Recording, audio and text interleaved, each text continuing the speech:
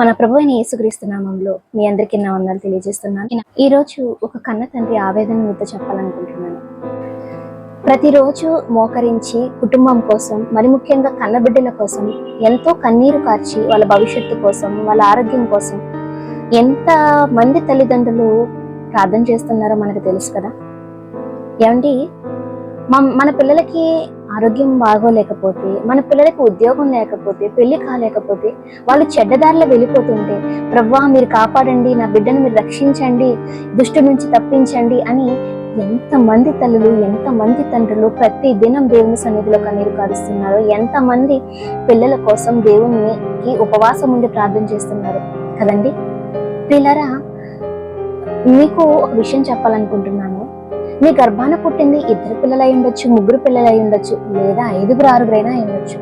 అందులో ఒకరు చక్కగా ఉండి మిగతా 4, 5 బాగోలేదనుకోండి, వాళ్ళ ఆరోగ్య విషయంలో కానివ్వండి, చదువు విషయంలో కానివ్వండి, భవిష్యత్తు విషయంలో కానివ్వండి, చెడు తిరుగులు తిరుగుతున్నారనుకోండి, మీ మనసు ఎంత పరితపించిపోతుందో వాళ్ళు బాగుపడాలి, మారాలి అని. వాళ్ళని నేను మార్చలేకపోతున్నానే, నా మాట వినలేకపోతున్నారే, దేవా నువ్వే వాళ్ళని రక్షించని ప్రార్థన చేస్తున్నారు కదా. ఏమండి, దేవుడి గర్భాన పుట్టిన ఎంతమంది అండి? ఈ భూమి మీద ఉన్న వారంతా దేవుని పిల్లలే కదా. వాళ్ళు ఎంతమంది నరకానికి జారిపోతున్నారు. మీ పిల్లల కోసం మీరు మోకరించి కన్నీరు కారుస్తూ నా బిడ్డను రక్షించు దేవా అని మీరు ప్రార్థిస్తున్నారు. దేవుడేమో అరే నా పిల్లలు నరకానికి వెళ్ళిపోతున్నారు, దేవుని వాక్యం వినడానికి వారికి మనసు లేదు, వారు చెడు తిరుగులు తిరుగుతున్నారు, నా వాక్యాన్ని వారు వినడం లేదు, నా జ్ఞానాన్ని అసహించుకుంటున్నారు అని దేవుడు ఎంత బాధపడుతున్నాడో ఆలోచిస్తున్నామా? అంటే మన పిల్లలు బాగుండాలని దేవునికి మొరపెడుతున్నాం. మరి దేవుని పిల్లలు బాగుండాలని ఆయన ఏం చేస్తున్నాడు? ప్రతి ఉదయం పెందల కడే లేచి ఎంతో మంది దైవ సేవకుల ద్వారా ఆయన తన వాక్యాన్ని వినిపించాలి అనుకుంటున్నాడు. వారు మారాలి అనుకుంటున్నాడు. ఎవరు చెబుతారు మరి ఆయన మనసుని? ఎవరు ఆయన మనసులోని బాధని? తన పిల్లలు నరకానికి వెళ్ళిపోతున్నారు, తన పిల్లలు తనకు దూరంగా వెళ్ళిపోతున్నారు, అసలు ఆయన మరిచిపోతున్నారట. లెక్కలేనన్ని దినములు నా పిల్లలు నన్ను మరచి ఉన్నారని ఎంత బాధపడుతున్నాడో తెలుసా అండి. ఇర్మియా గ్రంథంలో అయితే ఆయన కన్నీరు కార్చుచున్నాడు. ఎలా?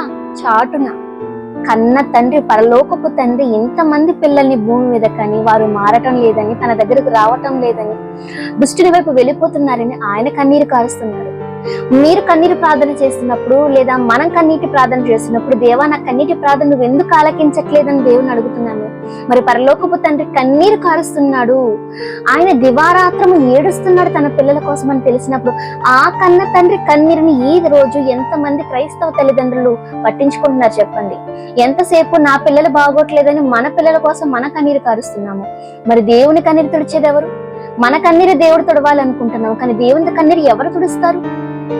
వాళ్ళు కూర్చున్నప్పుడు, లేచినప్పుడు, పడుకున్నప్పుడు నా మాటలు మీ పిల్లలకి చెప్పండి అన్నాడు దేవుడు.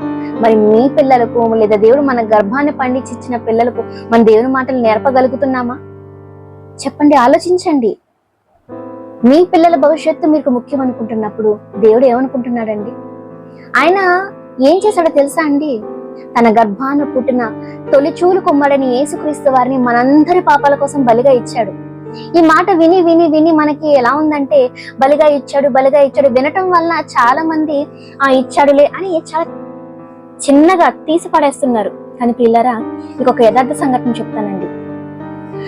బైబిల్లో జరిగింది సంఘటన. 2 కన్న బిడ్డల తల్లులు ఉన్నారండి.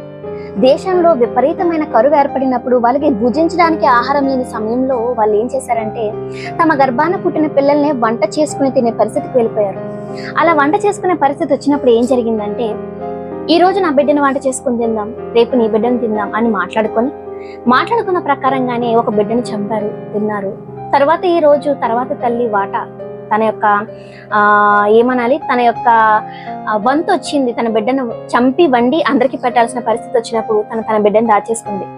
అప్పుడు వెంటనే ఆ తల్లి ఏ బిడ్డనైతే చంపి అందరికి వంట చేసి పెట్టిందో ఆ తల్లి ఏమని బాధపడిందంటే, రాజు దగ్గరికి వెళ్ళి, రాజా నా బిడ్డను నేను చంపేశాను, కానీ తన బిడ్డను దాచుకుంది అని చెప్పిందండి. రాజైనా ఏం చేయగలడండి? మరణించిన బిడ్డను తిరిగి తీసుకొచ్చి ఇవ్వగలడా? గర్భాన పుట్టిన బిడ్డను వాళ్ళు కోల్పోయిందన్న తల్లి బాధపడింది, ఇంకో తల్లి దాచేసుకుంది.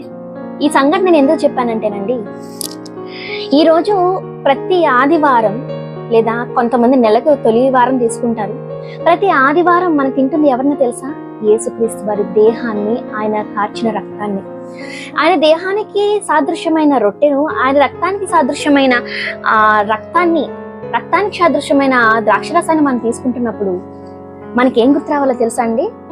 ఆయన తన సొంత కుమారుని మనకి ఇచ్చేశాడు. ఆయన ఏం కోరుకుంటున్నాడు? తన కుమారుని మనకి ఇచ్చేసి మీ బిడ్డలను చంపేయండి అన్నాడా కసాయి తల్లిలాగా? లేదే. నా బిడ్డని మీకోసం చంపేశాను, బలిచ్చేశాను, సిలువేశాను, మరి మీ పిల్లలు కూడా బలి ఇచ్చేయండి అన్నాడు ఆయన? లేదే. నా కుమారుని మీ అందరి కోసం నేను చంపానే ఆ తల్లిలాగా. కానీ మీ బిడ్డల ప్రాణాలను ఆయన కోరుకోవటం లేదు, బలి చేయండి, చంపేయండి అని కోరుకోవటం లేదు ఆయన. మీరు ఏం చేయాలో తెలుసా? నా కుమారుని మీ పిల్లల కోసం, మీకోసం నేను బలిగా ఇచ్చానే. ఎందుకో తెలుసా? మీరు మారాలి, నరకం వైపు వెళ్ళిపోకూడదు, దుష్టుని అనుసరించకూడదు, నన్ను ప్రేమించాలి, నన్ను అర్థం చేసుకోండి. నా మనసు మీ పిల్లలకి కూడా, ఇదిగో మనం ఈరోజు బ్రతుకున్నాము అంటే, ఊపిరి కలిగి ఉన్నాము అంటే దేవుని దయరా, దేవుడు మనల్ని ఇలా బ్రతికిస్తున్నాడు అని దేవుని కొరకు, ఆయన చేసిన కార్యాల కొరకు పిల్లలతో సంభాషించాలి. అది ఆయన కోరుకున్నది. ప్రియులరా, మన పిల్లలు రక్షించబడాలని మనం అనుకుంటున్నాం. భూమి మీద ఉన్న వారిలో ఏ ఒక్కడు నశించిపోకుండా అందరూ మారు మనసు పొందవాలని పరలోకపు తండ్రి కోరుకుంటున్నారు. మరి మీరు కారుస్తున్న కన్నీటి ప్రార్థన దేవుడు వినాలి అంటే దేవుని కన్నీరు తుడిచే వారిగా ముందు మనం మారాలి. దేవుని కన్నీటిని తుడవడం అంటే ఏంటి? చిన్న పనా? ఆయన మనసును అర్థం చేసుకొని నా తండ్రి కన్నీరు కారుస్తున్నాడు, ఆయన అనేక మంది ప్రవక్తల ద్వారా, అనేక మంది బోధకుల ద్వారా మాటలు వినిపిస్తున్నాడే, మనుషులు మారటం లేదే, నా వంతుగా ఆయన కన్నీరు తుడడానికి నేను ఏం చేయాలి? నేను ఇప్పటికొచ్చి ఎన్నిసార్లు మోకాళ్ళుని కన్నీటి ప్రార్థన చేశాను, ఎన్ని కన్నీటి ప్రార్థనలకు నేను జవాబు పొందానని చాలా మంది క్రైస్తవులు గర్వంగా చెప్పుకుంటున్నారే. దేవుడు నా కన్నీటి ప్రార్థన ఆలకించాడు, నేను మోకరించి చేసిన బలమైన ప్రార్థనకు ఆయన స్పందించాడు అని. మరి ఆయన కన్నీరు కారుస్తున్నప్పుడు, తన పిల్లలు నశించిపోతున్నప్పుడు ఆయన కన్నీరు తుడవటానికి మనం చేస్తున్న ప్రయత్నం ఏంటి?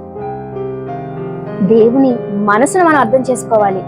ఏ ఒక్కరు నశించకుండా ఉండాలంటే ప్రతి ఒక్కరికి దేవుని వాక్యాన్ని ప్రకటించాలి, వారిని క్రీస్తు వైపు నడిపించాలి. ఒక సహోదరుడు సత్యవాక్యం నుండి తప్పిపోతున్నాడంటే ఆ వ్యక్తిని మరలా దేవుని వైపు నడిపించాలి. ఇది దేవుని కన్నీరు తుడిచే ప్రక్రియ. మరి దేవుని కన్నీటిని తుడుద్దామా? లేదా నా కన్నీరు తుడవాలి దేవా, నా కన్నీరు తుడువా అని ఆయనకి ప్రార్థనలు చేస్తూ, పాటలు పాడుతూ ఆయన్ని మనం పట్టించుకోకుండా ఉందామా? మంచి నిర్ణయం తీసుకోండి. ఎన్నో మనం అడగకుండానే ఆయన ఇచ్చాడు. కానీ ఆయన అడిగిందల్లా ఆయన కుమారుని ప్రేమించాలి, ఆయన్ని ప్రేమించాలి, ఆయన యొక్క మనసులోని ఆలోచన అందరికీ తెలియచెప్పాలి. ఇది ఆయన కోరిక. తీరుద్దామా? ఆయన కోసం అందరికీ ప్రకటిద్దాం. ఆయన కన్నీరు తోడడానికి మనం ప్రయత్నాలు ఇప్పటి నుంచి ఆరంభిద్దాం. అందరికీ వందనాలు.